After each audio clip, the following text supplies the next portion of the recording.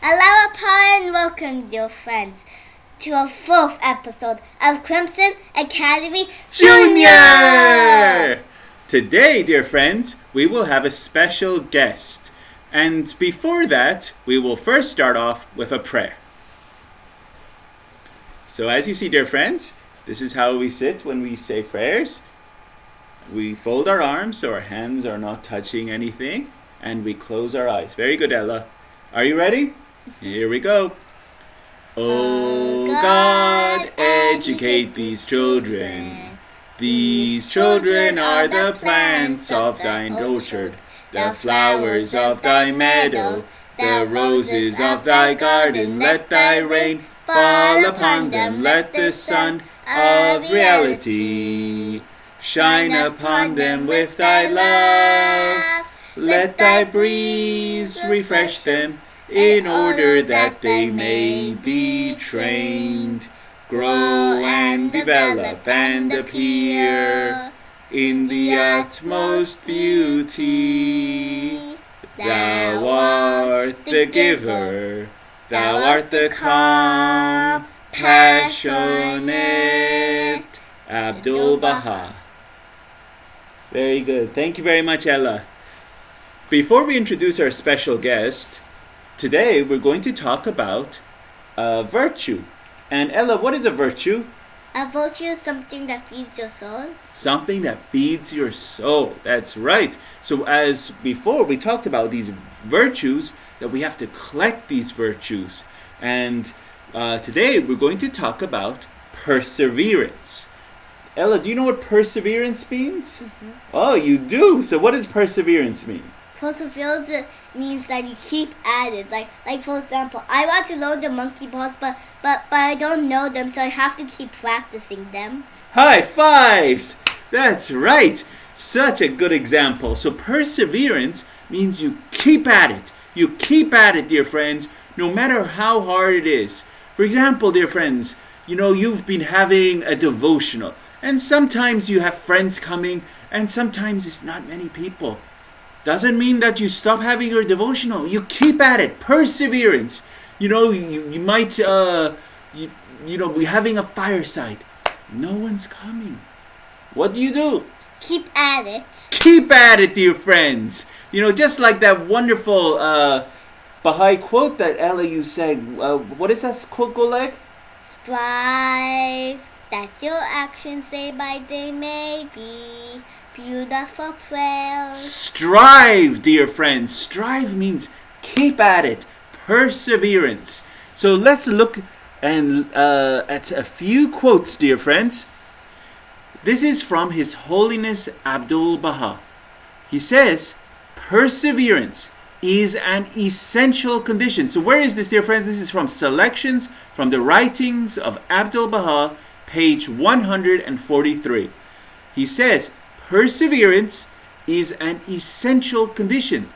In every project, firmness and steadfastness will undoubtedly lead to good results. Otherwise, it will exist for some days and then be discontinued. This is again Abdul-Baha. Perseverance is an essential condition. You have to keep at it. Just like your wonderful teacher, Miss Johnson, if she doesn't persevere in teaching you, what happens? I don't learn anything. She won't learn anything. You have to keep at it. Just like a doctor, if he doesn't persevere in his training, in learning how to be a doctor, what happens? He will not be a good doctor, right? And he will actually make you more sick. Yeah, he actually might make you more sick because if he does become a doctor, but he's not learning more and more, and he might make you sick. That's right. So this is our virtue that is that we urge everyone always to practice all these great virtues. But this is the virtue of the week, perseverance. So try, dear friends.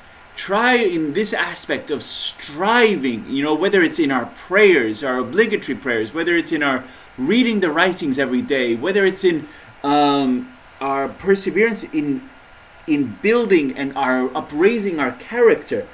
Persevere, whether it's trying to avoid, either people or situations that bring us down. Persevere, trying to make our homes, our families, our workplaces more wonderful, more like prayers. This is about perseverance, right? So that is our virtue of the week, dear friends. So now, dear friends, without any further ado, we'd like to introduce our special guest. Ella, do you want to introduce our special guest for this week? You do? Okay. Who is our special guest? Our special guest is my grandpa. Your grandpa. So here we go. This is Dr. Qasim Bayat, and he is my father, and as well as Ella correctly said, this is Ella Bayat and I'm Ehsan Bayat, and this is Dr. Qasim Bayat, and he will be speaking on the subject of Baha'i family. So thank you very much for being here today. You have the floor, as they say. Well, thank you very much for the invitation from Ella Rose and from Ehsan for this. Yeah, I would like to talk about the family. Family naturally means parents, children, grandparents, and cousins and aunts and uncles. And the important thing is that we should love them very much. Means every one of them should love each other. The parents should love the children, and also the children need to love the parents. Now, the parents are responsible for educating the children, and that education is in reading and writing and sciences and school, as well as on virtues that you were talking about today. So these are things that the parents need to do, and also the special teachings of the Baha'i faith is just in the same way that we love one another in our family, we should love everybody else in the world. This is very special. And we know what loving one another is, so in the same way we should love everybody else. I don't have anything else to say about the subject. If someone is, hurting you or saying, in your family, whether it's physical or emotional, how do you love that person? It's we should assume that person is doing that without really understanding that it's hurting you. Okay? For example, if your little sister, while you're making a building, comes and knocks it down, she doesn't really want to hurt you. This is just, she's doing it not knowing what she's doing. And also in the adults, sometimes even that's the case. When they hurt you, they really don't mean to hurt you. Therefore, you should show them love and respect and talk to them, and in time, they would learn to respond to love with love rather than with aggression and hurt. Sure. But if that is a physical abuse or other kind of things, we should seek counselors' advice. Counselors and also protection for ourselves. Now, if it involves serious abuse, then definitely it should be reported and it should be investigated. But I was talking about things that happens in the family, for example. Sure. Brothers and sisters could spoil each other's homework, or while they're playing with a toy, that toy could get damaged. These are things that you don't start screaming and shouting. You should love and ask them not to do it again. Right. What is the role of the mother in the family? Yes. The role of the mother is pretty significant in the Baha'i faith because the mothers are the first educators. Okay? And Ella Rose can tell us that her mom spends a lot of time with her. That's right. To educate her. And of course the fathers have responsibility too, but mothers are regarded as the first educators, and for that they have special duties and responsibility. Which are what? I think Ella was going to ask a question. Baba, what happens if somebody in your family tries to hit you on purpose? Oh. That's a hard one. If they want to do that, you have to first talk to that person and see if you can convince that person that that's not a good thing to do. And let's say that's your sister or that's your brother or one of your cousins. if that person still persists in doing that, then you mention it to your mom and dad, and they would know how to treat that person and talk to that person, making sure that you wouldn't get hurt. Okay? Very good. Thank you. So going back to the role of the mother. So you were going to give some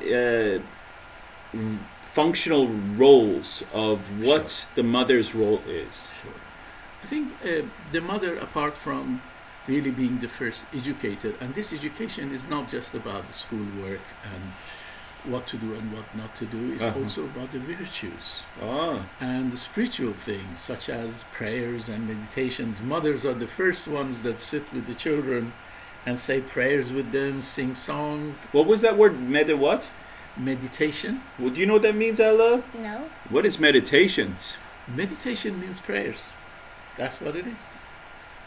Is just saying. So is prayers? Prayers and meditations are synonymous, meaning they are the same thing.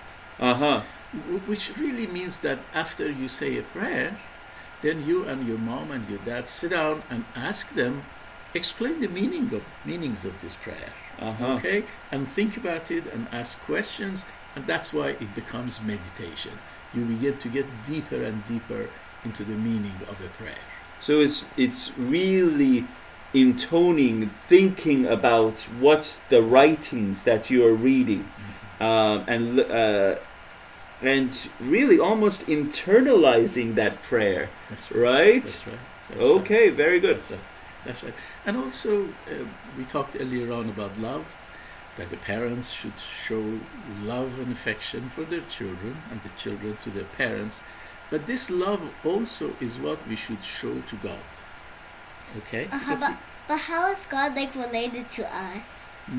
How is God related to us? Okay, great question. That's a great question, Ella Rose.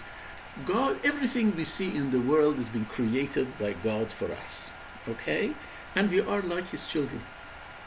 So in a way, the way that our parents are our parents and are responsible for our well-being and everything, God is responsible for everyone, not just us, for even our parents. So God relates to us, if you like parents. So God is like our spiritual father. Yes. Right? Yes, He is. And He is created us out of His love. Okay, very good example. Thank you. So it is. He tells us that because of His love, He has created us, and therefore we should reciprocate that love. We should show that love to God as well. And when we show that love to God, we receive even more. Okay? The same way that when we are nice to our parents do even more things for us. And the same thing goes with God. When we show Him love and affection, God also show us a lot more tender mercies. Okay. So very good. Good question on how is God related to us. Okay, so we were continuing talking about the Baha'i family, and so we talked a little bit about the role of the mother. So what is the role of the father? Yes. In the modern society now, mothers and fathers are both responsible for the well-being of the family, meaning providing for the family as well as for the spiritual well-being of the family. Although it's the mothers who bear children, the fathers don't.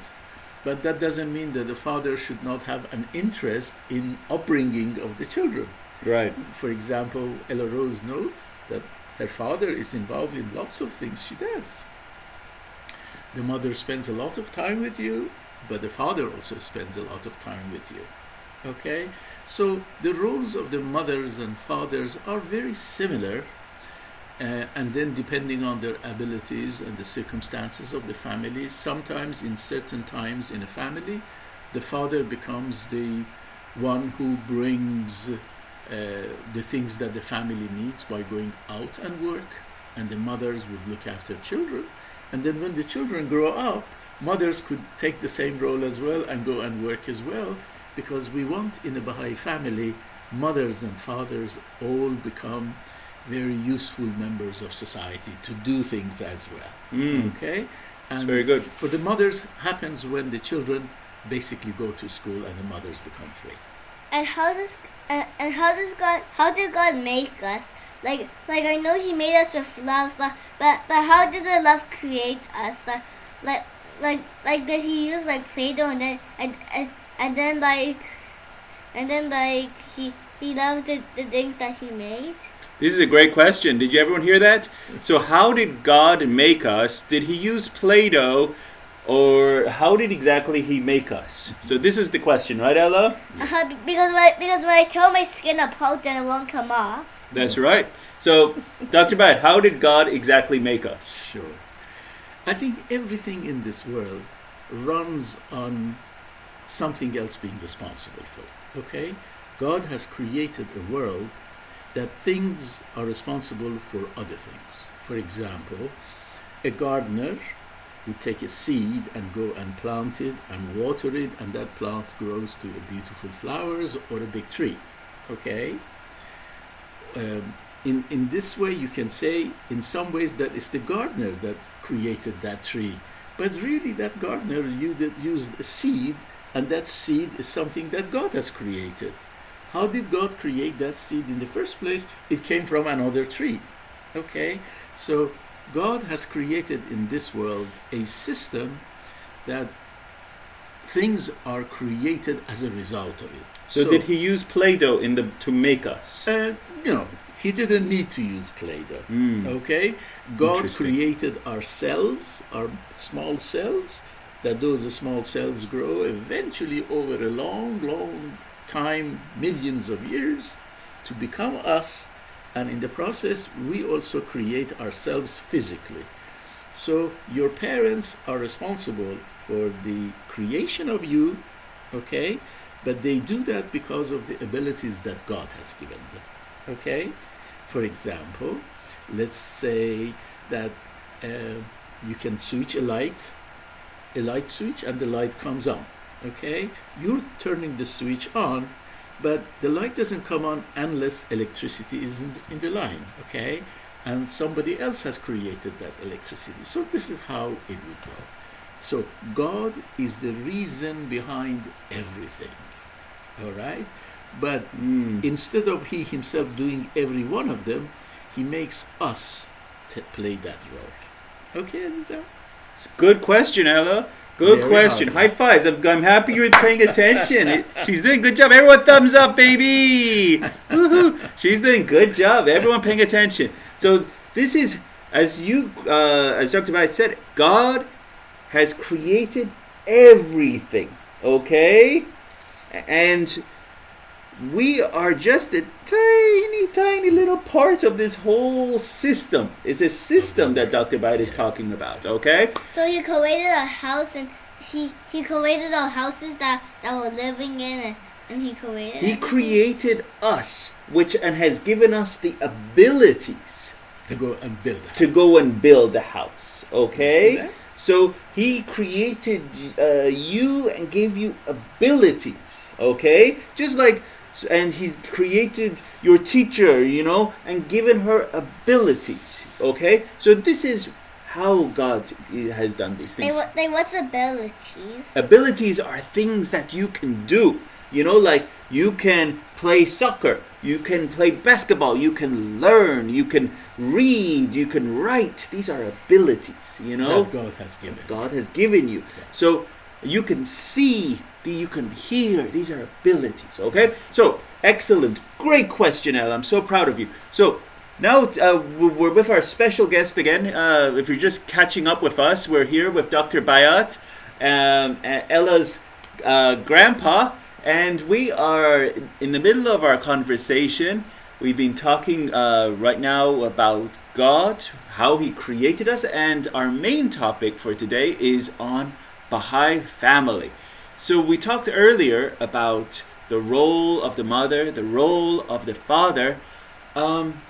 Carry on, Dr. Baha'i. Feel free. I was saying that also God taught us how to love one another. Okay? And He said that the way you love one another is an example of the way He loved us. He created all this world for us because of His love, so that we have enough land to go and plant things and grow flowers and grow fruits and things to eat. He has created all the lakes and rivers to give us all the water that we need. Okay? And he has given us the abilities and has been all throughout the ages teaching us how to do agriculture, how to do everything through what we call inspiration. Okay? For example, when you sit down and draw such a beautiful paintings that I've seen you doing it, it's because you receive an inspiration. This is how God teaches us, okay? He puts a thought in your mind that you want to plant, to draw a bird or a tree, okay? Then you do that. So this inspiration goes to everyone. So everything we do in the world is as a result of the inspiration that God gives us, the thoughts. But what happens if God didn't make all of these good things? Well, we know that he did. If he didn't do all of that, we will be in trouble, right? If, for example, it doesn't rain for a while, okay, then we will not be able to grow a lot of things that we need to do. If the sun doesn't come up, well, we will be in darkness. But God has created a world that this world gives us all the things we need to live. So how does God talk to us? That's a good question, and this is what I was touching on. Okay. I was saying that when you, Ella, draw something, first you have a thought about it, right? You say to yourself, I'm going to draw a fish, or I'm going to draw a bird. In your thought, you imagine what it looks like, and then you start drawing it, right? This is how God talks to us, through thought. We don't hear him, but we understand what he's telling us. A person that creates music receives a thought of how that music should be, sound like. Then he would sit down and do it. Okay? Someone who invents things receives first that thought comes from God, that we call it inspiration, and then we'll sit down and do it. Okay? Now, as you go through school later on, you learn all kinds of arts and sciences, and then you receive inspirations that would allow you to use those arts and sciences to make things. So everything you see around you is being created by man, but thoughts and inspirations come from God. Okay? Right. Excellent. Thank you, Dr. Bat. So, how God talks to us is also through these great divine teachers. And could you name one of these great divine teachers, Ella? Christ. Christ! Excellent! Wonderful. Yes, His Holiness Jesus Christ, and His Holiness Muhammad, His Holiness the Bab, Baha'u'llah. These are these great divine teachers, right? And through what they have said, are like perfect mirrors. And if it's a perfectly clean mirror, the light of the sun reflects off that mirror and comes to us, right? So if it's a perfectly clean mirror, and these great teachers were perfectly clean mirrors. And so that's why they have this title. It's called manifestation. Can you say that, Ella? Manifestation. Perfect. So yeah. like Daddy, for example, like how to make a rainbow is like you need to so you get like a flashlight and then you put some water on front of it and then it makes a rainbow. Kind of. We'll show you how to make rainbows later. But excellent. Excellent. The way they do that, for example, Baha'u'llah comes and says, love your family, but also love everybody else. This is how God talks to us, okay? So God brings a teacher like Baha'u'llah who comes and tells us that. And that's the reason we love everybody else, because God told us that through this great teacher, which is Baha'u'llah, okay? Or it's Baha'u'llah who came and said, mothers are the first educators of children. Because this is what God said it through Baha'u'llah. So Baha'i mothers therefore do their best to educate their children. Okay? So that's how God talks to us. And as you said, Dr. Bayat, it's not just about taking them to school. It's not just about, teaching them, writing and math, and it's that the parents have that responsibility themselves to spiritually educate their children. And there's a quote that says, I believe this is in the Gleanings. It says, "First and foremost, teach yourself." So, as parents, we have to first educate ourselves on the writings. What does this Baha'i faith mean? And not just the faith, because all of these beautiful faiths are ours. So we have to study them, read them, learn them, and as parents, we have to educate our children, right? That's what Dr. Bayat was saying. That is the role of the parents. And so they have to be good examples themselves. right. So if the parents ask you to love everyone, they should love everyone too. Ah, so through example. Through example, that's the Okay. best way of teaching. Okay, together. So it's not just by what you are saying. You actually have to do it. Yes. That's So- hard. That's so- not easy. So if they want you to be nice to everybody else, okay, at school and at playgrounds, and to your sister, they need to be nice themselves. Right. Okay? So if they're nice to you, then you learn how to be nice. That's almost like perseverance that we were It talking is. about earlier, And right? it's not easy. Yeah, it's actually a challenge because It is a I mean, challenge. sometimes you might act in a certain way, or you might say something, and kids remember everything, right, Ella? And so that's why as parents we have to try to always be good. Be So what we say. be what we say. Thank you. Yeah. So we can react in a way that really helps the next generation become even better. So, like for example, I'm an example for my little sister. That's right. Yes, exactly. High fives, baby. What a brilliant. She did good. Yeah. So See? when you're so nice to your little sister, your sister learns how to be nice. Right. Okay? In fact, family is just like that. Okay?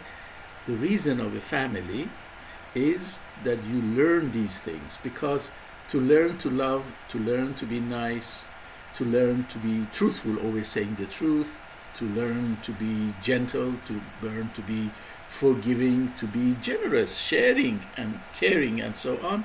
These are things you always learn them in the family first. And when you learn them in the family, then as Baha'u'llah wants us, we apply it, we do it in the world towards everybody else, because the whole world is our family. Okay? Excellent. Well, that's it for this episode. I just wanted to thank Dr. Bayat for being here with us. Ella, you want to thank Dr. Bayat for being with us? Thank you. Thank you, Ella Yes, Rose. I so- enjoyed it. Yeah, excellent. So that's it for this episode. Wishing everyone a wonderful afternoon, and that's all for now. Everyone, thumbs up. Thank you, guys.